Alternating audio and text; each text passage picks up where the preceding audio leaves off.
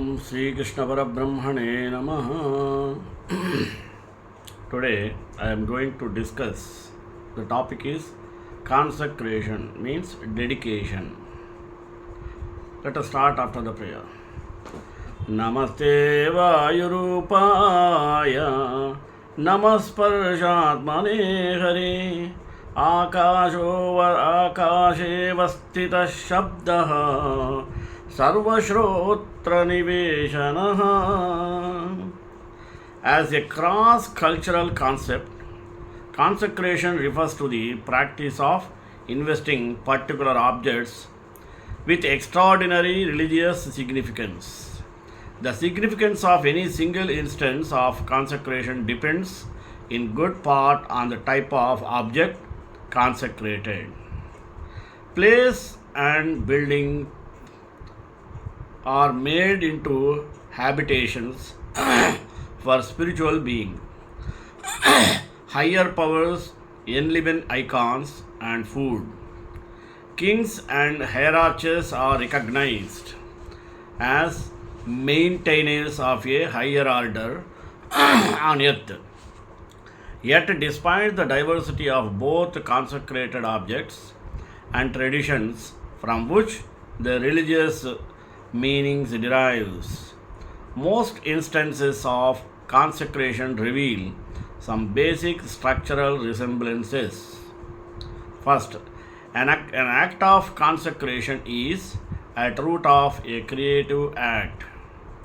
It is a deliberate attempt to alter the environment, to establish in the visible world some definite concrete means for fruitful interaction with the divine. Second, a consecrated object, now represented as a link to higher reality, is often itself understood to be transformed, purified, or empowered, transmuted into divine substance, or given over to the divine. And third, as something extraordinary in its environment, a consecrated object is often ritually marked off, delimited from the mundane everyday, making places holy. How? The power of limits themselves to consecrate holy places is evident in the practical significance of the Theravada Buddhist concept of Sima. In Theravada Buddhism, monks and laity are separated and represented as two orders in society, each with its own role in the economy of salvation. The monks, through observing their ascetic code, help maintain the cosmic order. The laity should serve the monks. These two roles are played out in different physical spaces, with a boundary between them. Thus, in the villages of modern Thailand, the monastic compound is set clearly apart.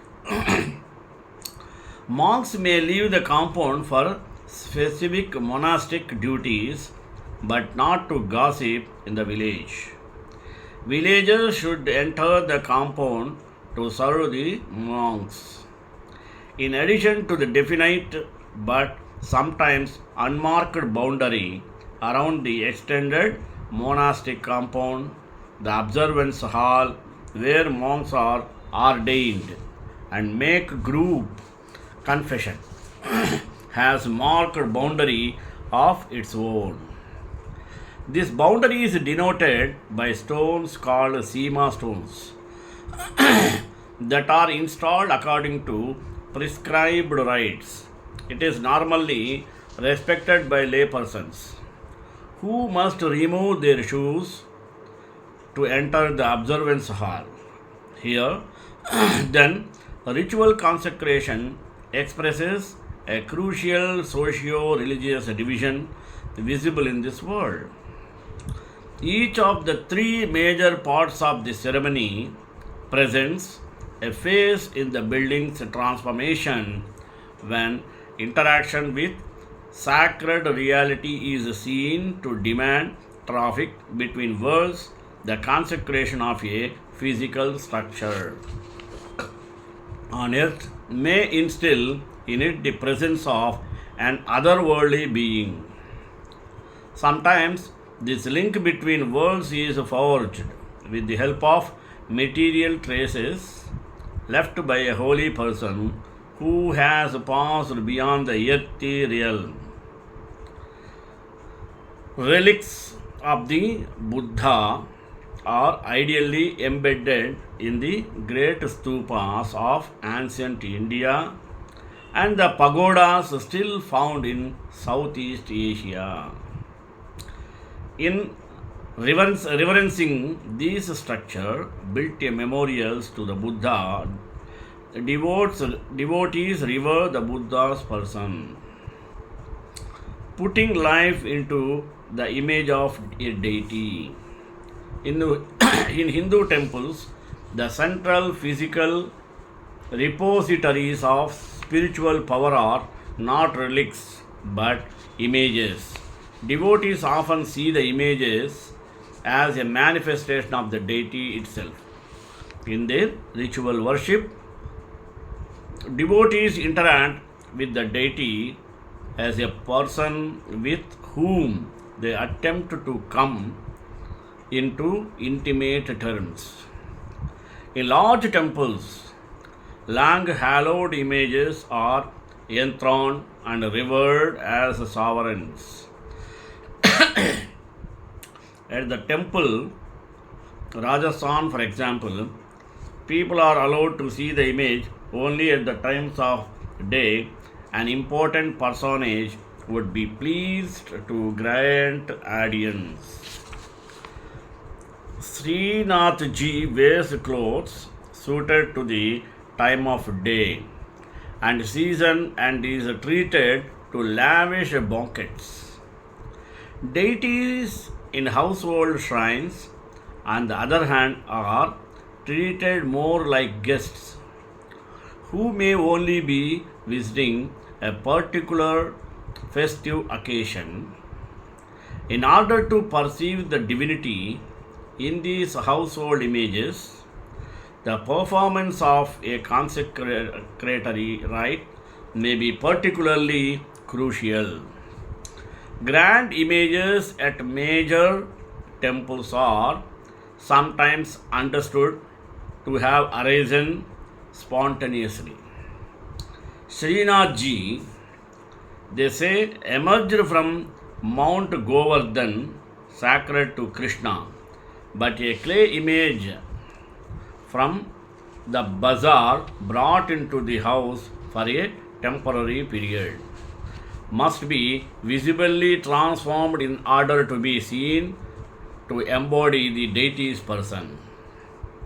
The household consecration ceremony performed for Ganesha by Hindus of Maharashtra reveals how human beings can put life into divine images. When the image is brought home, it is put on an altar around which designs of power, chalk have been drawn, and ceremonial implements laid out. Special space has thus been demarcated for the deity to be embodied, but the image itself remains lifeless clay. In the ritual's central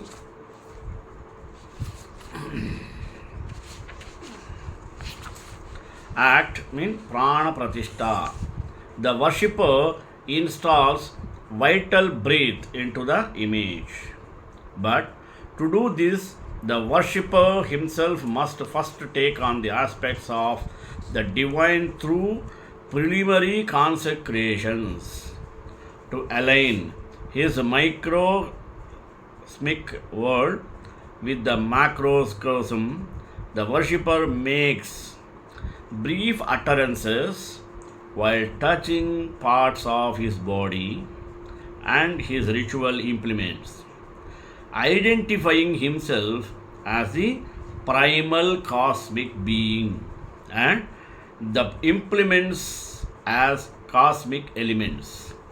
The breath is installed in the deity when, to the accomplishments of a priest's recitation of particular utterances, the worshipper touches the image with a kind of grass understood to be a potent conduit. At the climax of this rite, the worshipper understands both himself and the deity to have a common identity in the cosmic life force. This identity is then invoked in further ritual worship that includes feeding the deity and sprinkling it with water, both important aspects of consecratory ritual in many Indian traditions. The installation of the image of Ganesha in Maharashtrian homes takes place on the day of his annual festival, which may be extended for some time longer. As long as the image of the deity continues to remain in the house, it is offered daily ceremonial hospitality with flowers, songs, and incense. Both the image and the time remain sanctified. But when Ganesha's visit is over, usually within 10 days, the worshipper symbolically closes the image's eyes by brushing them with the same kind of grass he used to enliven it. The breath is said to leave the clay image, which is immersed in a nearby sources of water and dissolves in separating from each other. Both breath and clay return to a state that is both formless and timeless. But through their interpenetration in the enlivened image, the ritual transformation of a material form has helped consecrate a particular time. One of the most important media through which Hindus interact with a deity like Ganesha is consecrated food. Devotees offer food to the god in hospitality and later eat what are then seen as deity's leavings. Through eating the deity's leavings, the devotee partakes of his substance and his power. The idea that something of the deity's person inheres in the leavings derives from pervasive Hindu cultural presuppositions. For traditional Hindus, see the world as a hierarchy of interpenetrating substances and food ingested in the body is a potent medium for transmitting psychic substance between individuals. Thus, food prepared by people of low spiritual status is degrading to those above. Food offered by Brahmanas and Gurus can offer spiritual benefits, and food left over from the plate of the deity is likely to be the most powerful of all.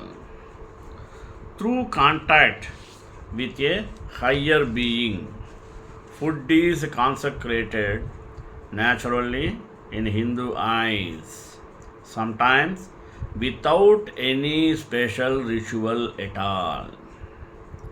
In Hindu tradition, Communion with the deity through consecrated food takes place without mystery, giving persons divine authority.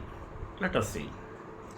Communion via the sharing of consecrated food in Roman Catholic tradition is deliberately identified as a mystery and requires a consecrated legitimately ordained in the church to be effective. Although the precise meaning of transubstantiation remains an issue of theological speculation, the rite affecting this transformation of bread and wine into the physical substance of Christ, a daily worldwide occurrence, is fairly simple. The priest reenacting the role of Jesus at the Last Supper utters over the offering a formula taken from the Gospels: Take, eat, for this my body. During the act of consecration, the priest is understood to represent Jesus and for his act to be valid. He must be unambiguously acknowledged by hierarchs, recognized as true successors to the apostles. Thus, the consecrator himself needs to be consecrated. While the rite conferring priesthood for a long time highlighted the priest's sacramental authority, it has always expressed his spiritual inheritance through apostolic succession. As an essential element of the ordination rite, the tradition of instruments which distinctly expresses sacramental power is known only from the 12th century. In this tradition, ordinands touch a chalice filled with wine and a paten containing bread, while the bishop utters a formula that bestows on the applicants the power to celebrate Mass. In ancient India, on the other hand, though clergy performed the consecration of the king, his religious status was a different order from these. From the beginning, rituals for royal consecration in India have closely resembled rituals performed for divinities. In fact, the essential part of the ritual, the anointing abhisheka in Sanskrit, literally sprinkling, seems to have been preeminently a royal ceremony that was later applied to the consecration of divine images. But more than the consecration of images, royal consecrations were also likely to have a visible social and political import. However, deified he might sometimes appear, the king was also very much a man subject to the flux of worldly affairs, and his consecration was usually marked by prayers for his popularity, the prosperity of himself and his people, and the extent and stability of his dominion. To maintain all these potentially fleeting goods, the consecration of early Indian kings was ideally repeated annually, a custom that finds parallels in the royal New Year festivals of ancient misanointing, expressly Mesopotamia and the Chinese imperial sacrifice performed on the winter solstice. The brilliance of the ancient king's reign was usually in practical fact as well as religious belief, closely linked to the welfare of his people, and both could use regular, visible sign of renewed or renewal. Now, personal consecration and renewal. The renewal and repetition of consecration becomes increasingly important in tradition to the extent that consecration is understood to be a human act and a personal one. In Indo Tibetan Tantra, the consecration of a deity referred to as Abhisheka, like the royal anointing, expressly ties outer ritual to inward contemplation and is performed as a regular spiritual experience or exercise. In some instances, moreover, the outer ritual may be dispensed with and only the inward consecration remains. Once given the power, it is supposed to be permanent. A force of its own working through the individual consecrator, it is spiritual state. In Buddhism, on the other hand, sacraments are more inwardly oriented. In Buddhist Tantram, people perform regular consecrations largely for their own spiritual benefit.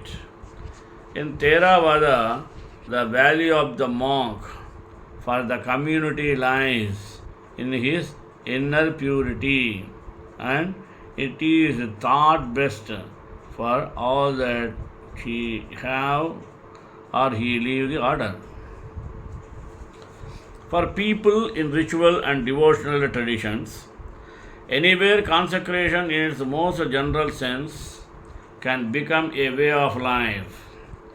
In the orthodoxies of Hinduism and Judaism, all vital acts are ideally carried out according to divinity, ordained precepts, and are usually attended by ritual or prayers. In this way, rising, eating, sex, and even elimination become consecrated, that is, made part of this sacred world. For ardent devotees, consecration can mean surrender, once going goods to the Lord. Hindus following the path of the Bhagavad Gita give up the fruits of their works to Krishna, entailing an infinite succession of individual acts. Consecration as a way of life demands a perpetual vigilance, an acting out of the tension between divine absolutes and temporary relatives that lies at the heart of composed creation's religious meaning. Conclusion. Deriving from Latin roots that cannot an act of bringing particular things together with the sacred, the very word consecration implies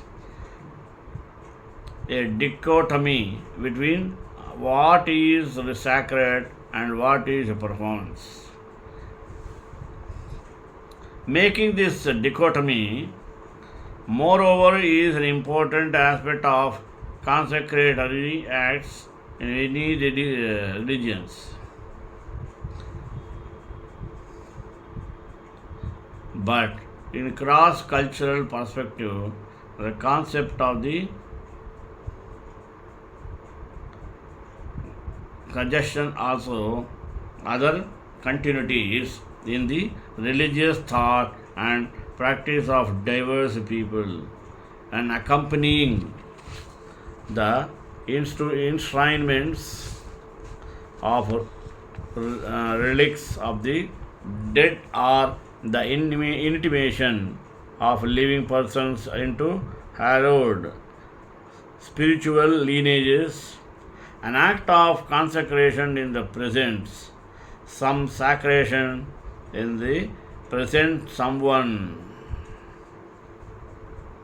their most exalted religion.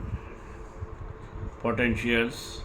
While celebrating Mass, the priest already ordained in the church is seen 10 books they used to read daily.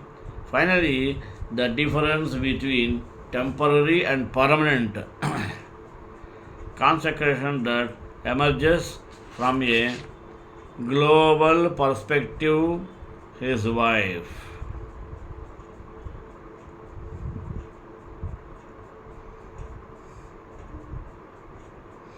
Consecrations taken absoluteness of divine priesthood reveal the limits of human effort and the importances of material embodiment.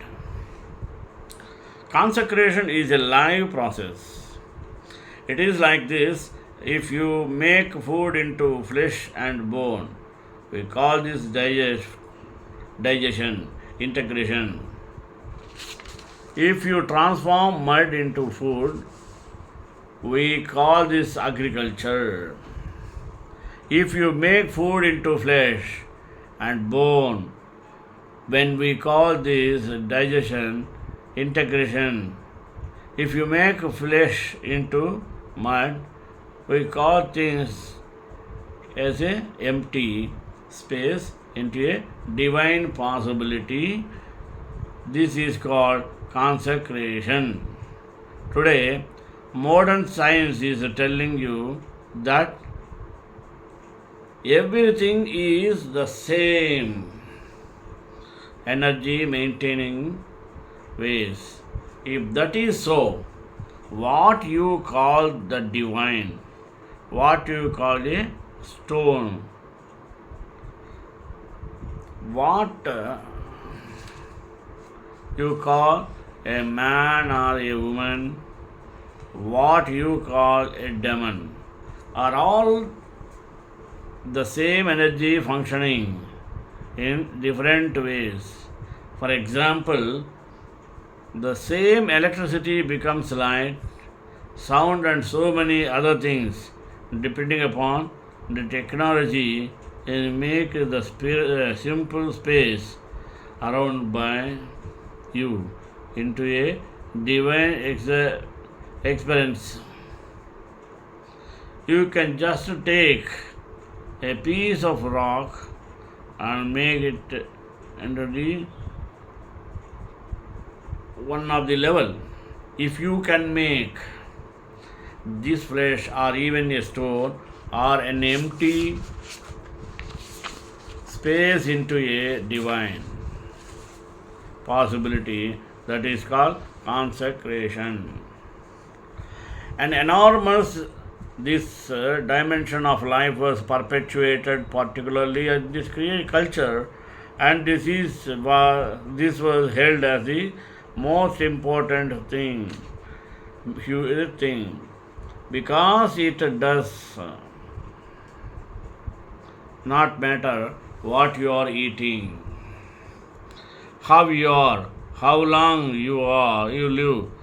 At some point, a need will come that you want to get in touch with the source of creation.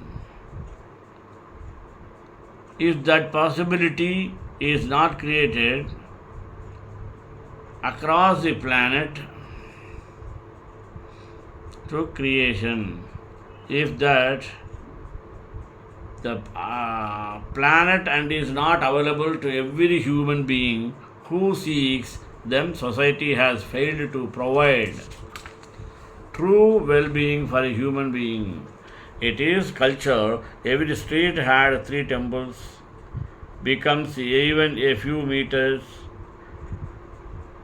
should not pass without three being a consecrated space. Whether you go there or not, whether you know or not, whatever you know, the matter or not, is not the point. You must be a consequences space everywhere, moment of your life. Shekanta Kalyana Nadi Nidam Sri Venkatnivasa Srinivasa Mangalam Mangala Sasana Prayamada Jaryarogamaihi Vaishchavuraya Acharya Sarkutaya Mangalam.